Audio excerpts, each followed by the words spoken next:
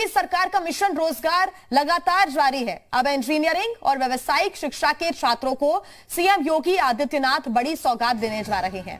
UP सरकार अब engineering और व्यावसायिक शिक्षा से जुड़े 20 लाख छात्रों का पूरा ब्यौरा तैयार करेगी और आज ही सीएम योगी ने 12 बजे यूराइज की अहम बैठक भी बुलाई।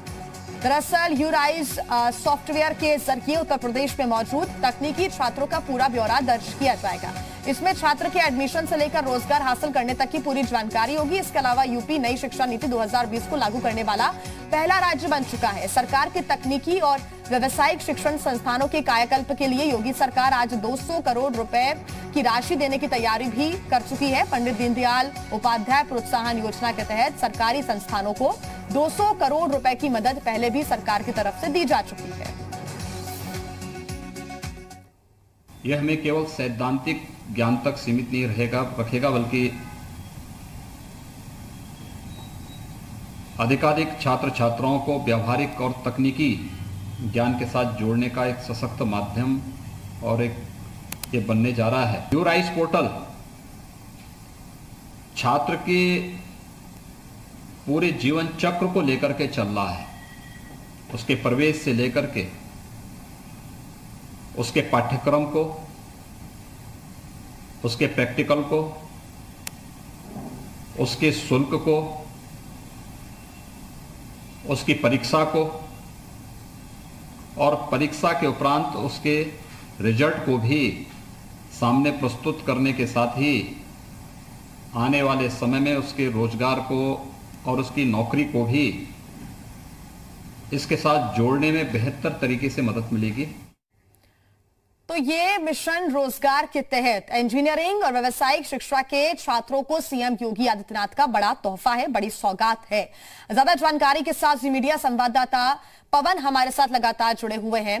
पवन, इंजीनियरिंग और व्यावसायिक शिक्षा से जुड़े जो छात्र हैं उनकी संख्या बहुत ज्यादा है उत्तर प्रदेश में। अगर उनका ब्यौरा एक पोर्टल पर आता है और उनसे जुड़ी हुई हर जानकारी रहती है कि कैसे उन्होंने एडमिशन लिया और अब वो क्या कर रहे हैं, तो इससे काफी मदद उनको रोजगार पहुंचाने के लिए मिलेगी।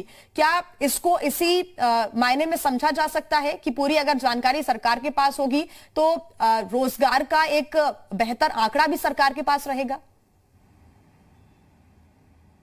हाँ, देखिए आपने बिल्कुल सही कहा, क्योंकि खास तौर से आपको देखने को मिलता है कि जब कोई छात्र अपनी इंजीनियरिंग या कोई भी शिक्षा पास आउट करता है, पास होकर के निकलता है, या तो ऑफलाइन कैंपस सिलेक्शन होता है या किसी माध्यम के द्वारा अपनी सीवी अपलोड करता है, उसमें पैसा देना पड़ता है उसको, ताकि उसके द्वारा जो कंपनियां हैं वो हायर करती हैं। सरकार ने फैसला किया है प्रैक्टिकल होकर के व्यवहारिक तौर पर क्या इंप्लीमेंटेशन किया जाए जिससे छात्रों को नौकरी मिल सके।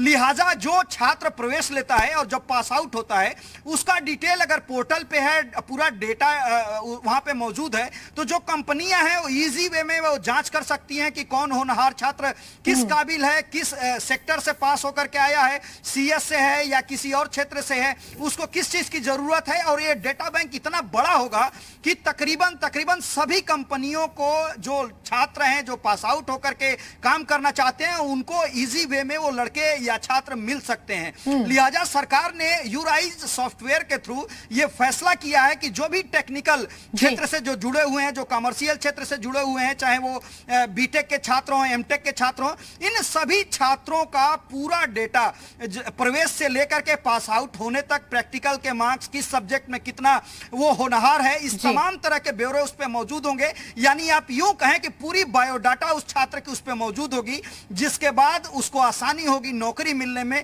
क्योंकि कंपनियों को यह डेटा कह सकते हैं कि एक बड़ा तोहफा ये है। और साथ ही अपने दर्शकों को हम ये भी बता दें कि उत्तर प्रदेश नई शिक्षा नीति को लागू करने वाला पहला प्रदेश बन चुका है। ऐसे में यहाँ के छात्र छात्राओं को आने वाले समय में और भी ज्यादा लाभ मिलने की उम्मीद है। फिलहाल धन्यवाद पवन आपका तमाम जानकारी के लिए।